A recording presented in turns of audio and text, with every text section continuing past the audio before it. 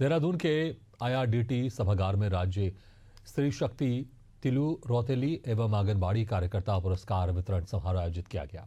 कार्यक्रम में मुख्यमंत्री पुष्कर सिंह धामी, महिला सशक्तिकरण और बाल विकास मंत्री रेखा आर्य और राजपुर विधायक खजान दास शामिल हुए। बता दें कि तिलू रौतेली पुरस्कार उन महिलाओं और बालिकाओं को दिया जाता है जिन्होंने कठिन परिस्थितियों का सामना करते हुए अपने क्षेत्र में विशेष उपलब्धि हासिल की हो। इस वर्ष 13 जनपदों की 13 महिलाओं को सम्मानित किया गया है।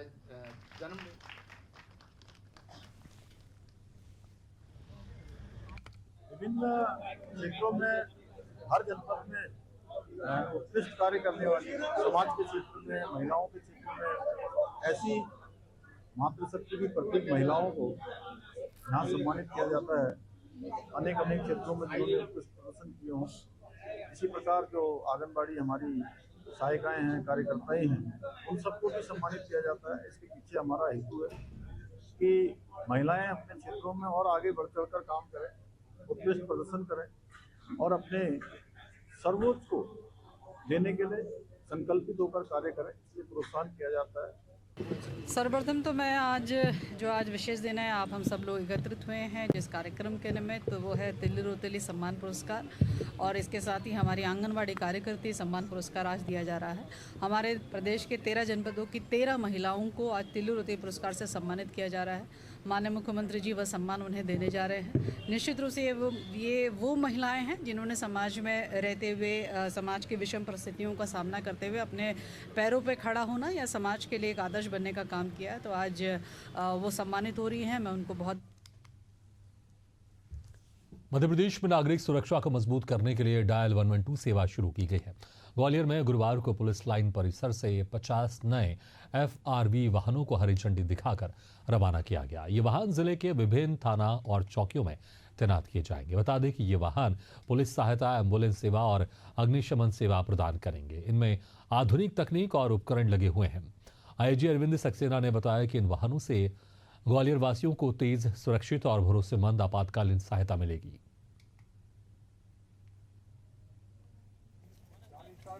जो डायल 112 जो फर्स्ट रिएक्शन व्हीकल है, इसको मध्य प्रदेश शासन और पुलिस मुख्यालय के आदेश के अनुक्रम में लॉन्च किया गया आज।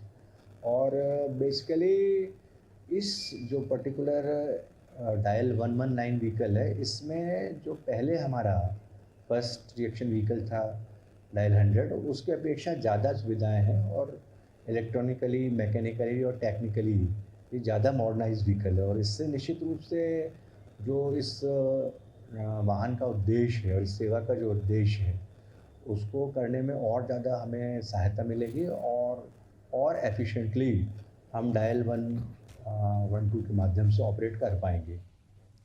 समाजवादी पार्टी के प्रदेश अध्यक्ष श्यामलाल पाल के अयोध्या आगमन पर प्रेस क्लब चौराहे पर हजारों कार्यकर्ताओं ने जोरदार और भव्य स्वागत किया। यह आयोजन समाजवादी पार्टी छात्र सभा के राष्ट्रीय उपाध्यक्ष प्रवीण प्रताप सिंह के नेतृत्व में हुआ, जिसमें बड़ी संख्या में छात्र नेता और पार्टी कार्यकर्ता उपस्थित रहे।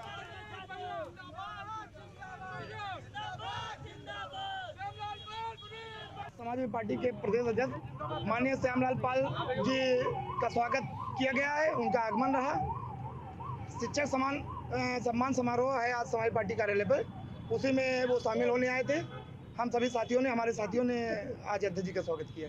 पार्टी के प्रदेश अध्यक्ष रामलाल पाल जी का हम लोग स्वागत करने के लिए एकत्रित। हमारे प्रवीण भाई हैं जिला उपाध्यक्ष, प्रदेश के अध्यक्ष समाजवादी पार्टी के, हम लोग इसलिए एकत्रित हुए। हमारे बहुत सारे भाई हैं, बहुत भाई हमारे आए हैं इनका स्वागत करने के लिए। मध्य प्रदेश पुलिस द्वारा नागरिकों की सुरक्षा और त्वरित सहायता के लिए डायल 112 सेवा शुरू की गई है। इसी पहल के तहत सीहोर जिले को 24 नई गाड़ियां मिली हैं। पुलिस लाइन सीहोर में एक फ्लैग ऑफ कार्यक्रम आयोजित किया गया, जिसमें पुलिस महानिरीक्षक अभय सिंह, उप पुलिस महानिरीक्षक ओम प्रकाश त्रिपाठी और विधायक सुदेश राय ने गाड़ियों को हरी झंडी दिखाकर रवाना किया।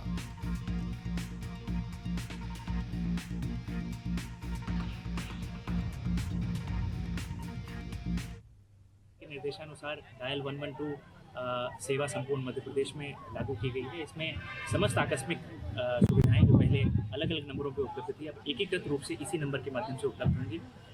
इसके तहत हमारे जिले को 24 अत्याधुनिक वाहन उपलब्ध हुए हैं, जिसमें स्कॉर्पियो वाहन, बोलेरो वाहन इन वाहनों को आज वरिष्ठ अधिकारीगणों साथ ही स्थानीय जनप्रतिनिधियों की उपस्थिति में यहाँ से फ्लैग ऑफ किया गया है। आज शाम तक ये सभी वाहन अपनी अपनी इकाई। नगर निगम देहरादून की शंकरपुर स्थित गौशाला का मेयर सौरभ थपलियाल ने निरीक्षण किया। गौशाला के बीमार पशुओं के स्वास्थ्य और उपचार, चारा पानी की व्यवस्था, साफ सफाई, दवाइयों और डॉक्टर्स की उपलब्धता का जायजा लिया। इसके साथ ही गौशाला में कार्य कर रहे कर्मचारियों से बात कर व्यवस्थाओं के संबंध में कड़े निर्देश भी दिए गए।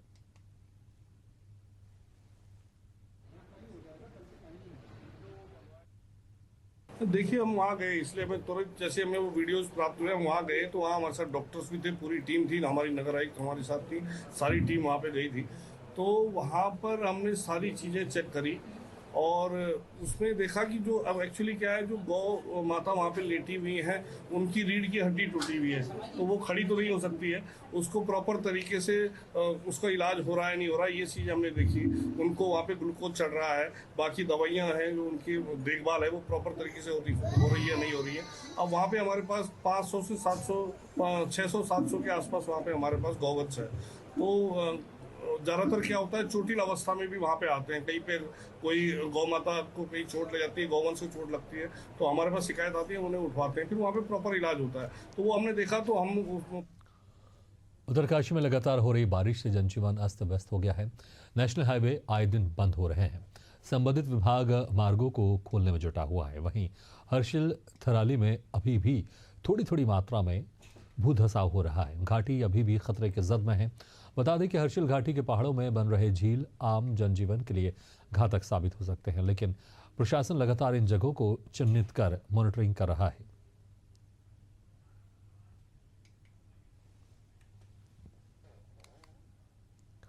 हाल ही में महिला सुरक्षा को लेकर निजी कंपनी द्वारा जारी सर्वे में देहरादून को देश के टॉप 10 असुरक्षित शहरों में शामिल किए जाने पर मुख्यमंत्री पुष्कर सिंह धामी ने कड़ी प्रतिक्रिया दी है। मुख्यमंत्री ने कहा कि ये रिपोर्ट पूरी तरह से निराधार और तथ्यहीन है।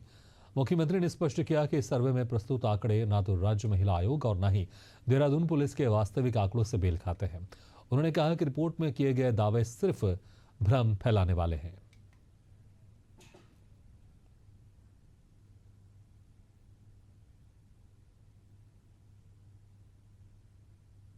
देखिए, जो भी सर्वे कंपनी ने सर्वे किया होगा उसके आधार पर हमारी महिला आयोग ने, हमारे पुलिस विभाग ने, हमारे अन्य विभागों ने, महिला सशक्तिकरण विभाग ने अपने जो आंकड़े थे वो आंकड़े प्रस्तुत किए हैं। वो आंकड़े सत्य से परे हैं। इसलिए अगले दिन जिन अखबारों में इसका समाचार प्रकाशित हुआ था, उसी अखबार में अगले दिन के सही आंकड़ों के साथ वो समाचार भी प्रकाशित हुआ।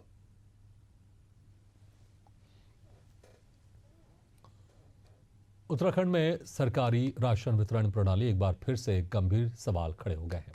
कई जिलों में राशन की दुकानों पर बांटे जा रहे नमक में रेत और अन्य मिलावट की शिकायत सामने आई है, जिसका वीडियो वायरल होने के बाद प्रदेश में हड़कंप मच गया है।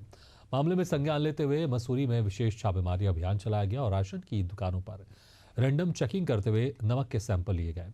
एसडीएम ने बताया कि सैंपल जांच के लिए लैब भेजे गए हैं। रिपोर्ट आने के बाद कड़ी कार्रवाई की जाएगी।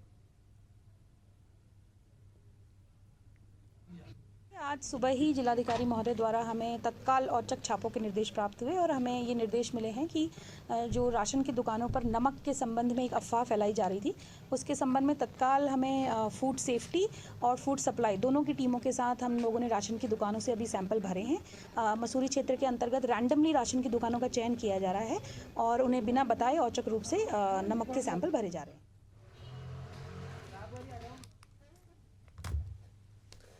भैंसदेही नगर परिषद अध्यक्ष मनीष सोलंकी के खिलाफ तानाशाही और भ्रष्टाचार के गंभीर आरोप सामने आए हैं। इसको लेकर नगर परिषद के पार्षदों ने एसडीएम अजीत मरावी को एक ज्ञापन सौंपकर उचित कार्रवाई की मांग की है।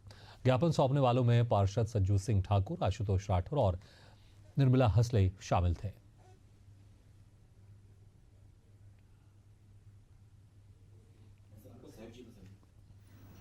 डीजल में भ्रष्टाचार, आवास में भ्रष्टाचार जी, ये आवास पट्टे में भ्रष्टाचार, दैनिक वेतन में भ्रष्टाचार जी, और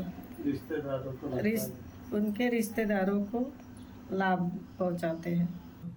आज नगर परिषद भैंसदेही के कुछ पार्षदगण आए थे उन्होंने नगर परिषद भैंसदेही के जो अध्यक्ष हैं उनके खिलाफ़ बहुत सारे जो हैं एलिगेशंस लगाए हैं अपनी, और उसके खिलाफ़ जांच करने की भी मांग की है। तो यहाँ पे बहुत सारे बिंदु हैं जिन पे उन्होंने जांच करने की मांग की है जी। उसमें बहुत सारी चीज़ें हैं, जैसे पेट्रोल की खपत को लेकर के है, और भी बहुत सारी चीज़ें हैं, बहुत सारे बिंदु हैं जिन पे उन्होंने जांच की मांग की है और नियमानुसार कार्रवाई की भी मांग की है।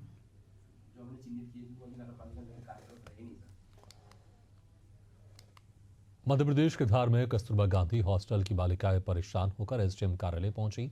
उनका आरोप है कि उन्हें हॉस्टल में टॉर्चर किया जाता है, खाने की व्यवस्था भी बहुत खराब है। बालिकाओं ने बताया कि उन्हें खाने में कीड़े वाला भोजन मिलता है। हॉस्टल पर लगे ये आरोप जिम्मेदारों पर बड़ा सवाल खड़ा करते हैं। अब देखने वाली बात यह है कि इस बार क्या कार्रवाई की जाती है।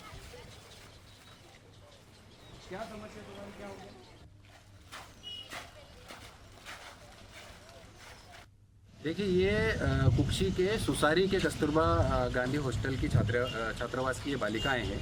उनकी ये मांगों को लेकर पिछले कई दिनों से ये अपने प्रयासरत है। उसके पहले भी ये एसडीएम साहब के पास लिखित शिकायत कर चुकी है, लेकिन वहाँ की जो हॉस्टल वार्डन द्वारा इनको प्रताड़ित किया जा रहा है, इनको ना ही उनको हॉस्टल में उचित सुविधा मुहैया कराई जा रही, साथ ही साथ ना इनको भोजन की पर्याप्त व्यवस्था की जा रही, और साथ ही साथ बच्चों को ऊपर मानसिक दबाव बनाया जा रहा है। बलरामपुर के रघुनाथ नगर थाना क्षेत्र में 30 अगस्त की शाम रेड नदी में तैरते हुए अज्ञात व्यक्ति के शव की सूचना से सनसनी फैल गई। शव की हालत और परिस्थितियों को देखते हुए पुलिस को शुरुआत से ही हत्या की आशंका थी। मामले की गंभीरता को देखते हुए पुलिस ने जांच तेज की और अब इस अंधेरे में डूबी हत्या की गुत्थी को सुलझाने में सफलता हासिल कर ली। पुलिस ने जानकारी दी कि हत्या का कारण आपसी पैसे का लेन देन था। पूछताछ और तकनीकी साक्ष्यों के आधार पर पुलिस ने आरोपी को गिरफ्तार कर लिया है, जिसने पूछताछ में अपना जुर्म कबूल कर लिया है।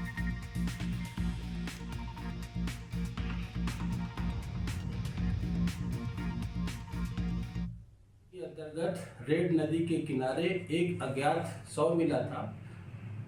बलंगी पुलिस मौके पर पहुंचकर प्रथम दृष्टया संदेहास्पद हत्या की आशंका पर जांच विवेचना किया गया। जांच पर पाया कि आरोपी मृतक से 15 लाख रुपया लौटाना है, जिसको नहीं देने की इच्छा पर उन्होंने षड्यंत्र रख करके रेड नदी में के किनारे ले जाकर चाकू और गला घोंटकर हत्या कर दिया। रुड़की के कोतवाली गंग नहर क्षेत्र में हुई लूटपाट की वारदात का पुलिस ने खुलासा करते हुए 2 आरोपियों को गिरफ्तार कर लिया है। बदमाशों ने दिन दहाड़े पंजाब नेशनल बैंक से पेंशन के 40,000 रुपए निकाल कर लौट रहे बुजुर्ग को धक्का देकर और डराकर लूट की वारदात को अंजाम दिया था।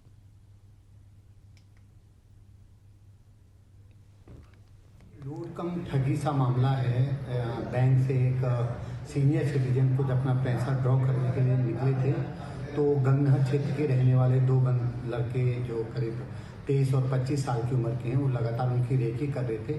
क्योंकि पुलिस लगातार हमारे जो बैंक या ज्वेलरी शॉप है इनमें लगातार गश्त करती रहती है, तो ये घटना जिस समय हुई तो पीड़ित ने हमें बताया कि उनकी बाइक पे टक्कर मार के 2 लोग उनसे कुछ छीन करके लेके गए हैं। तो इमीडिएट टीम बनाई गई थी। तो कल रात हमने वो दोनों अभियुक्तों को पूरे मई माल के साथ पूरे 40,000 जो उनसे छीने गए थे वो रिकवर कर लिए हैं, और दोनों को भी रिमांड पे लिया जा रहा। रीवा जिले के त्योथर न्यायालय में पदस्थ न्यायाधीश को एक धमकी भरा पत्र मिला है, जिसमें लिखा गया है कि जिंदा रहना है तो पैसा देना पड़ेगा, और पत्र में 5 रुपए की फिरौती की मांग की गई है। ये पत्र डाक विभाग के माध्यम से न्यायाधीश को मिला है, जिसमें भेजने वाले ने खुद को कुख्यात डकैत हनुमान का साथी बताया है। इस धमकी के बाद न्यायिक परिसर और प्रशासन में हड़कंप मच गया है।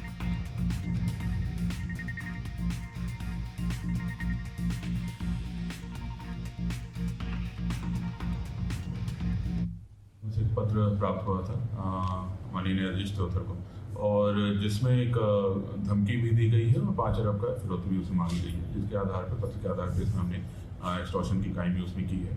और जो पूरा इसका हमने जो जांच कर रहे हैं, तफ्तीश कर रहे हैं, और उसके आधार पर हमारी टीम भी यूपी के बॉर्डर साइड में रवाना है, और जल्दी एक सस्पेक्ट भी हमने आइडेंटिफाई किया, उसके आधार पर इसमें जल्दी ही कार्रवाई आगे की है।